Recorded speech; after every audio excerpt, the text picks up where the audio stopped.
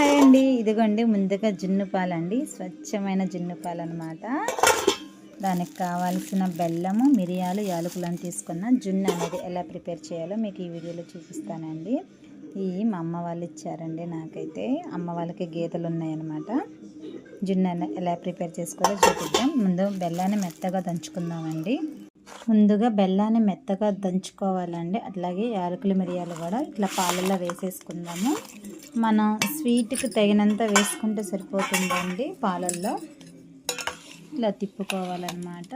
బెల్లం కరిగేంత వరకు మనం ఇట్లా తిప్పుకున్నాక మనం జున్ను అనేది పొయ్యి మీద పెట్టుకోవాలి.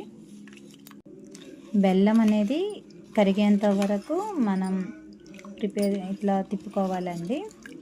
జున్ను పాలు అనేది ఇలా కలుపుకున్నాక మనం డైరెక్ట్గా స్టవ్ మీద పెట్టకూడదండి. ఇట్లా ఒక గిన్నెలో వాటర్ తీసుకోవాలి. దాంట్లో ఈ గిన్నె అనేది ఇట్లా లోపలికి పెట్టేయాలి. మనం జున్నుని డైరెక్ట్గా స్టవ్ మీద ఇట్లా పెట్టుకోకూడదండి.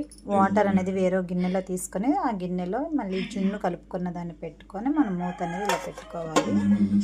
తర్వాత దీనిపైన ఇంకొక మూత పెట్టుకొని స్టవ్ అనేది వెలిగించుకుందాము. స్టవ్ మీద జున్ను అనేది పెట్టుకోవాలండి. ఇది ఆవిరికి మగ్గిపోతుంది అనమాట. దీని మీద ఇట్లా బరువు అనేది పెట్టుకుంటున్న ఒక రాయి. జున్ను ఉడికాక మీకు చూపిస్తాను. ఇది ఉడకడానికి ఒక పావు గంట అట్లా పడుతుంది. పావు గంట అవుతుందండి. మనం ముందుగా జున్ను అనేది ఉడికిందో లేదో చూద్దాము.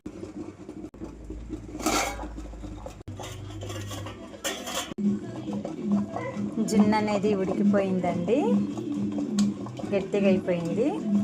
ఇది ఆవిరికి ఉడికిపోతుందండి. ఇంకా మనం స్టవ్ అనేది ఆఫ్ చేద్దాం. జున్ను అనేది చల్లారాక తినాలండి, వేడి వేడి మీదనే తినకూడదు.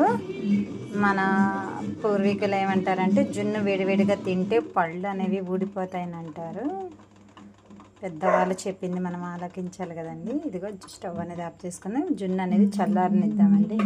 ఓకే ఫ్రెండ్స్, మీకు ఈ వీడియో నచ్చినట్టయితే లైక్ చేయండి, షేర్ చేయండి, సబ్స్క్రైబ్ చేసుకోండి. ఇదిగోండి జున్ను అయితే అయిపోయింది. నేను ఇట్లా బౌల్లోకి తీసుకున్నాను. ఓకే ఫ్రెండ్స్, మీకు ఈ జున్ను నచ్చినట్టయితే ఒక లైక్ అయితే చేయండి. ఇది మన సబ్స్క్రైబర్స్ కోసం.